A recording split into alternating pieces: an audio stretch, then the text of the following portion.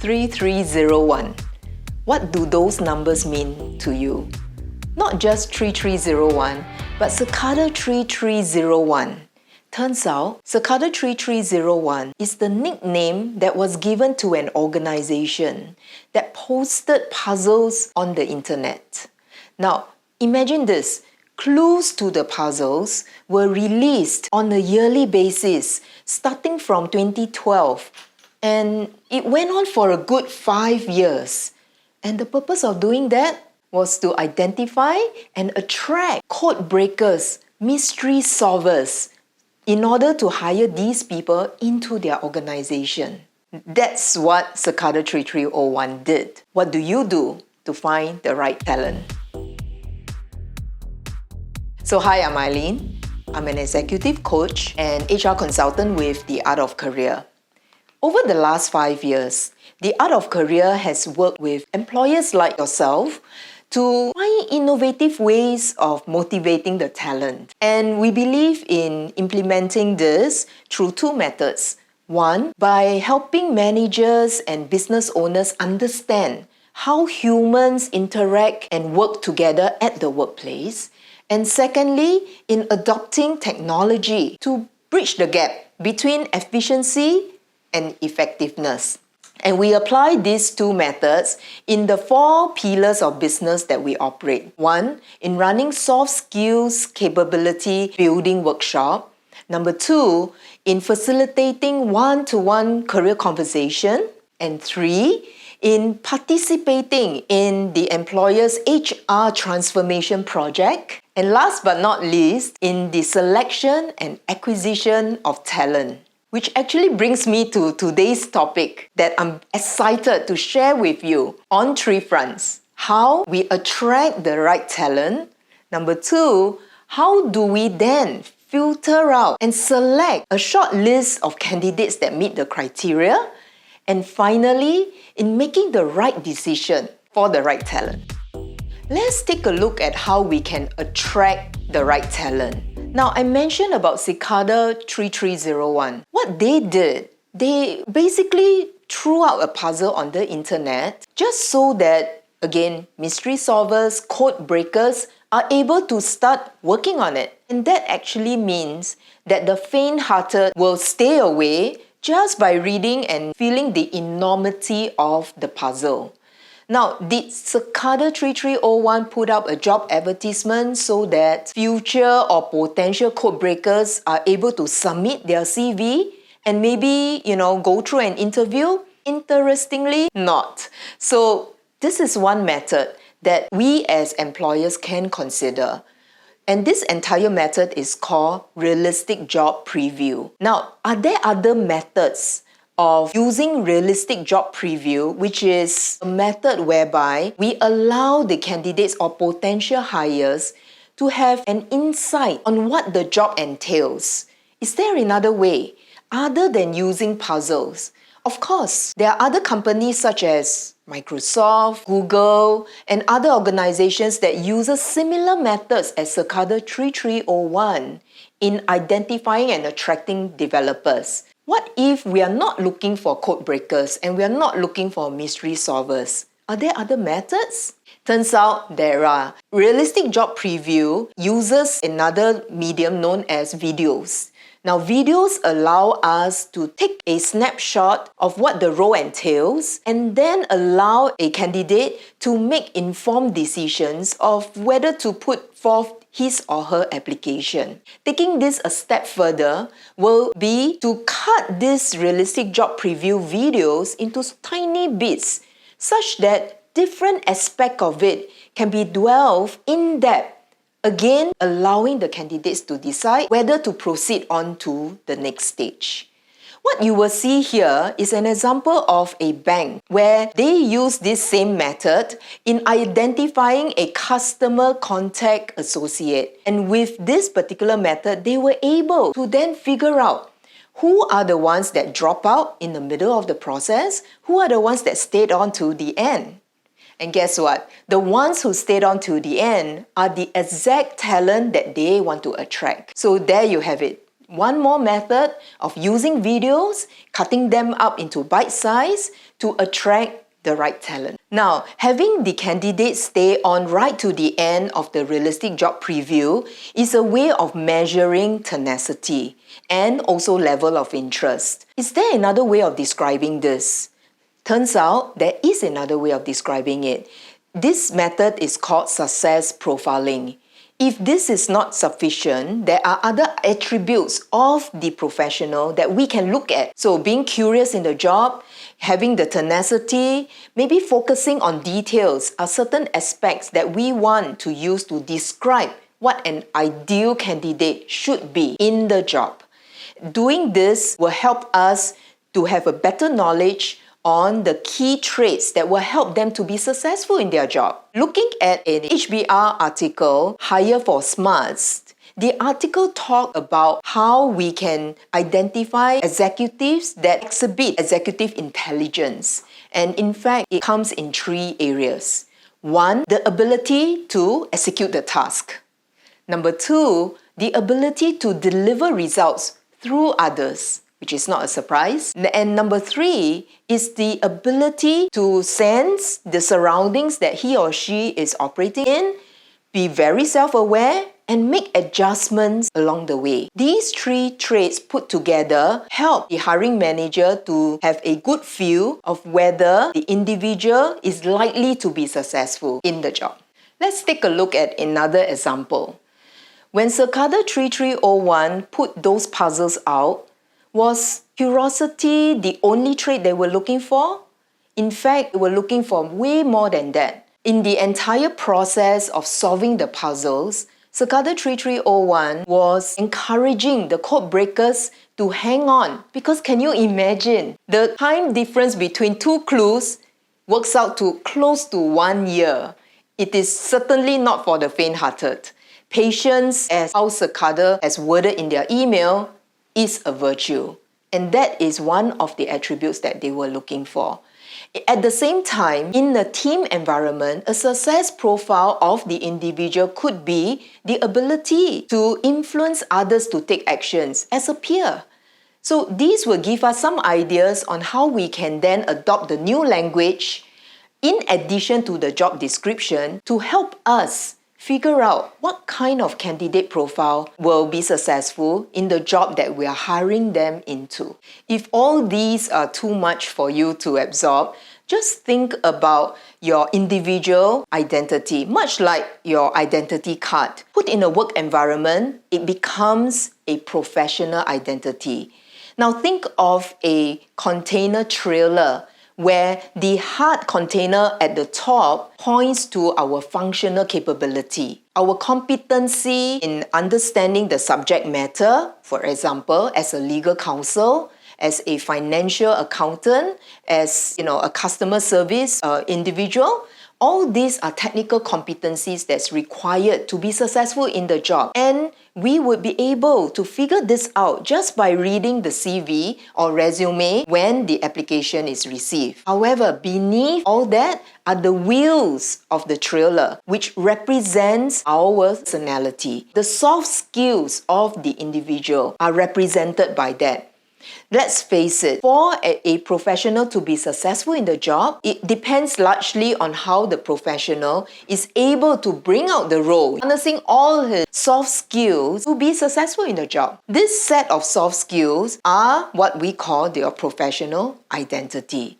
And these skills can be described as your characteristics, your personality type, your work preferences, your thought patterns, even your communication styles. There are a lot of assessment methods that help us to understand our profile and our preferred working styles. Knowing which tool to use will help us to have a better picture of how the professional conducts himself at the workplace. Now that we've got the success profile sorted out, can we then continue to the second phase? Turns out we need to do one more thing, and that is culture fit assessment. The success profiling of the individual, it's usually done in isolation of the rest of the team members. What do I mean by that? When I was first introduced to the concept of culture fit assessment, I was telling myself that We do that all the time. As we write the profile out, we've got the profile of the existing team members at the back of our mind. But that is only done in isolation of the existing team members. There's a lot of assumption that we are making on their behalf. And that's where culture fit assessment comes in. To explain a little further, this is what it means. It means whatever set of profiling tools that we have determined to use for the candidate, that same set should be given to the existing team members just so that results can be compared using the same language and the same terminologies. By doing that, it allows the manager to decide, should one hire a profile that is similar to the rest, which means the team is likely to end up with a homogeneous profile, as compared to perhaps maybe it is time to bring in a little diversity in the team. Now, research has shown that having a heterogeneous team actually produces far superior results than a homogeneous team. But I stand qualified because everything is situational and you would know the context best. But therein lies a choice. So the culture fit assessment. Now, in the whole pool of potential talent that we are likely to hire, how can we then filter down and distill that pool to a smaller and narrower list? Let me ask you, the next phase of selecting talent, does this term PBI sound familiar to you? PBI actually means past behavioral interview. Well, I'm guilty as charged. It is not as bad as compared to only relying on one method as compared to using a basket of methods. We would strongly encourage using a basket of methods just so that we are able to see different aspects of the individual from different sources to balance our opinion. Now, we are doing that so that we do not be cognitively biased. Let me explain a little further. There is a discovery in the 1920s by an electrical company whose owners were keen in increasing the productivity of its workers in the factory. And they think that perhaps by increasing the intensity of the lighting, everybody would be able to see more and do more. Turns out the productivity did improve. But guess what? The lighting was not the main reason. When they conduct this experiment in different variations, they realize that there is an emergence of another factor, which is the mere fact that workers are mindfully aware that their actions are being watched. And that's it, simply that. The fact that they are aware that they are being watched, they work a little harder to ensure that they show the best side of themselves to the managers and the owners. This particular effect itself is called the Hawthorne effect. The reason for me explaining this is just so that we are not subjecting ourselves to relying only on one method, which is the PBI method. In the PBI method, the research has shown us that it only gives us a 30% accuracy in terms of predicting their future performance. In fact, you and I have also experienced the Hawthorne effect. Think about it. As you're driving down the freeway, you see a set of speed cameras. What do? We put our foot down on the brakes. There you have it. That's Hawthorne effect right in your face. Yes, apart from not wanting to get a speeding ticket, we want to at least also show our best behavior. So that is one example of being cognitively biased. We don't want to have any tests that subject ourselves to that. One other possibility that we could be guilty of is the anchoring effect. When we are guilty of the anchoring effect, imagine this. A candidate comes through the door, pretty much tick all the boxes, not 100%, but a close 80%.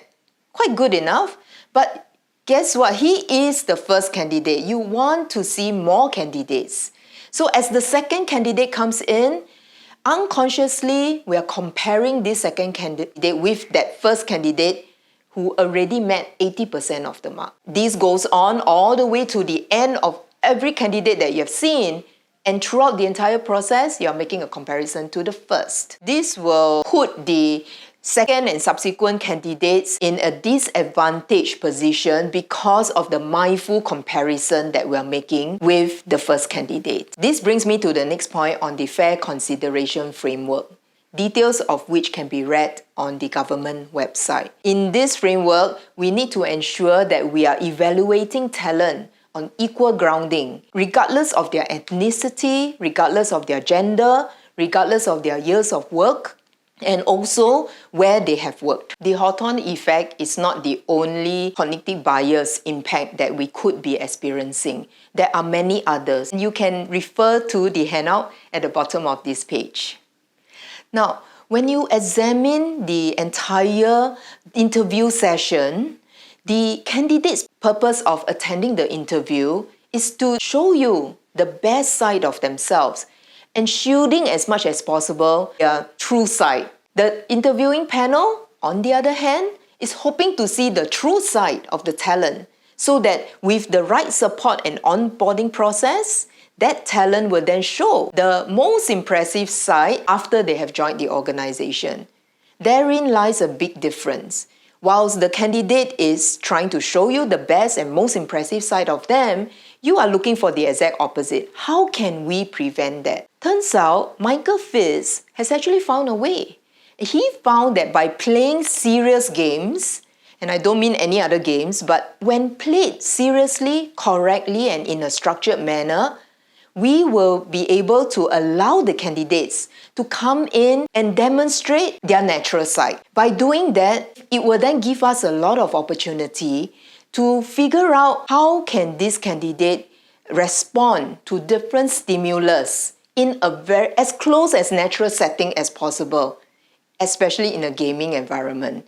When the pressure is high, the true side of ourselves do surface. So is that all? No, there's still one more thing left to do before moving on to the final phase. And that is to describe the derailing characteristics. What do I mean by that? Now, as we write the job description, as we also describe using the success profile, we are all looking at the positive aspects of the job. It comes with any job. There are also the negative aspects. So what are these negative aspects which are non-negotiable? These are traits and behaviors that we hope not to see. Put together, they are actually called the derailers. Example of this would be things like honesty, or rather dishonesty, and going against the ethical values of the individual that could also go against the values of the organization. Now, we're not looking at the full laundry list of derailers because we want within that list to select maybe 2 to 3 or even one non-negotiable one like lying or cheating. All these needs to be spelled out carefully before we can move on to the final phase. Now pause and tell us in the comments below what you think are the derailing traits of a surgeon in a hospital and a code breaker at Cicada 3301. Now we are ready to make a decision. So say we have shortlisted 2. How then can we make the right decision? Nobody wants to make the wrong decision, but there are actually 2 types of decision that could be wrongly made.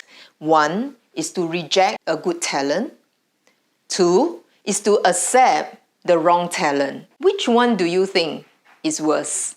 The answer is both. So how can we prevent that? To put it simply, in order to prevent that, we need to then track the methods that we have deployed, the outcome of the decisions that we have made, and track so that we have better hindsight of what happened in the past in order to make adjustment in the present, so that put together we are able to then predict what's likely to happen in the future. All these are pointing towards an exercise known as HR analytics or talent analytics, which is a topic for another discussion, not today. I hope I have stirred enough interest for you to take a look at your current hiring methods. If you enjoyed this talk, please post your comments in the page below, as I really love to hear your hiring story. Thank you. Trust you've enjoyed the presentation. Do check out the handouts and flyers here, download them, and don't forget to join the discussion. by leaving us your comments and your questions, and our speakers will be getting back to you with the answers.